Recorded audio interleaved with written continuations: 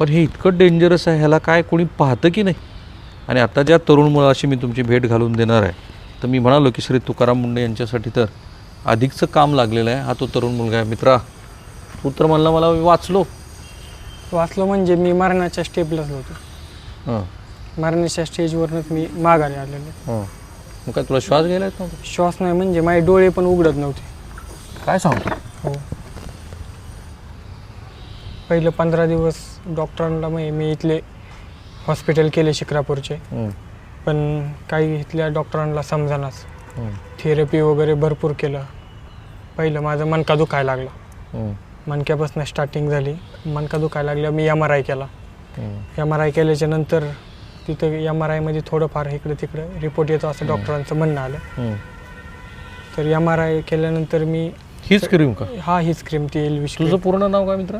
प्रथमेश भाऊसाहेब फरताडे. 3-4 महिन्यापूर्वी ही क्रीम घेतली होती, पण हिचा यूज मी जास्तीत जास्त 1 महिना केला, कारण की मी कधी विसरून जायचो, काय व्हायचं त्याच्यामुळं. कशी लावायचं असतो क्रीम ती? मी रात्री झोपताना ती साबणचं बॉक्स खुले. हा साबणाचा बॉक्स आहे. हा बॉक्स. हा बॉक्स त्याने आधी चेहरा धुवायचो आणि रात्री झोपताना लावायचो. सकाळी त्याच साबणाने मी चेहरा धुवायचो. रात्री लावतो झोपून, झोपताना ही क्रीम लावून झोपी जायचो. त्रास म्हणजे माझा आहे ना, मणका दुखायला लागला सुरुवातीला. सगळ्यात सुरुवातीला पायाला मुंग्या यायच्या. नंतर पायाला असं गोळे यायला लागले. म्हणजे मी उभा वापरायला सुरुवात केल्यापासून किती दिवसात? 1 महिन्याभरात.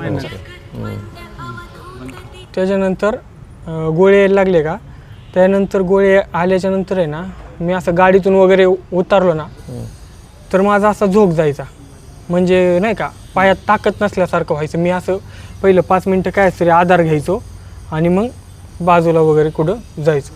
असा त्रास झाला. त्याच्यानंतर मग माझा मणक्याचा त्रास व्हायला लागला. मग मणक्याचा त्रास व्हायला लागल्यानंतर मी त्याच्यावरती दवाखाना केला. तुझं वय किती आहे? माझं वय आता 20 कंप्लीट, 21 रनिंग आहे. 2005 जन्मतारीख. MRI काढला तर MRI इथं हॉस्पिटलला दाखवला. तर MRI मध्ये काय रिपोर्टमध्ये काय किरकोळ इकडे तिकडं असं त्यांचं म्हणणं आलं.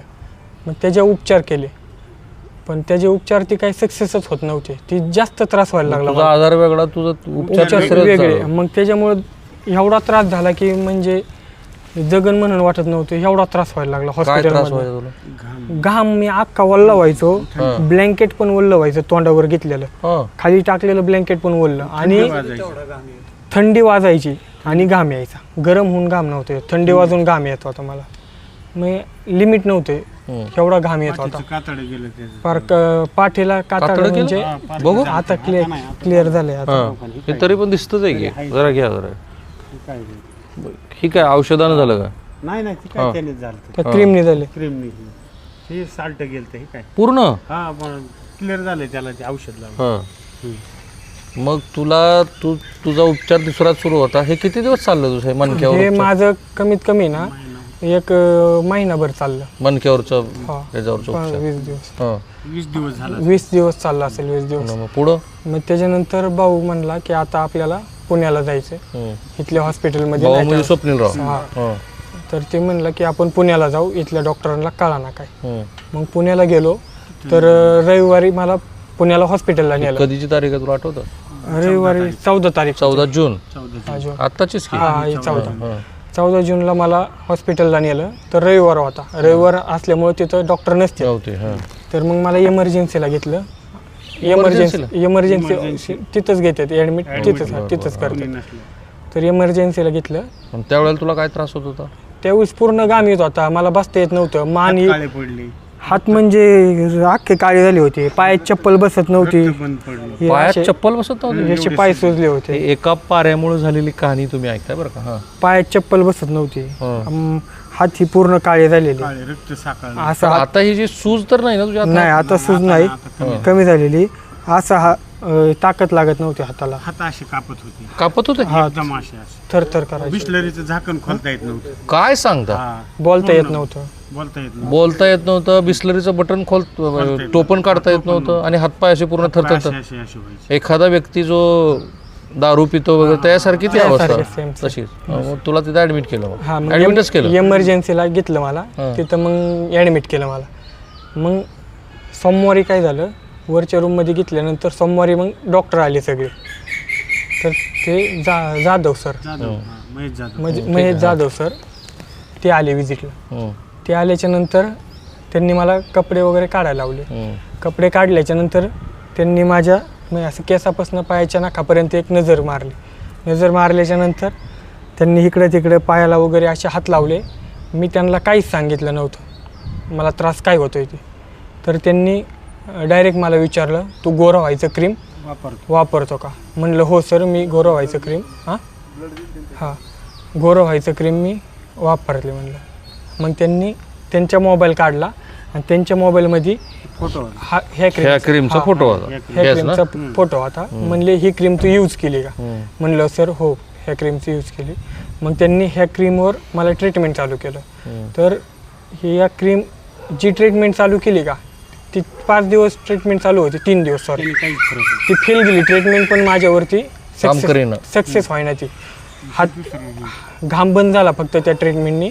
पण हातन ती तेवढेच हालत होते माझे. ते हातन ती हालायचे पण पाय जे उडायचे का तेवढेच, म्हणजे त्याचा प्रमाण कमीच होत नव्हतं. मग परत दुसरी ट्रीटमेंट चालू केली.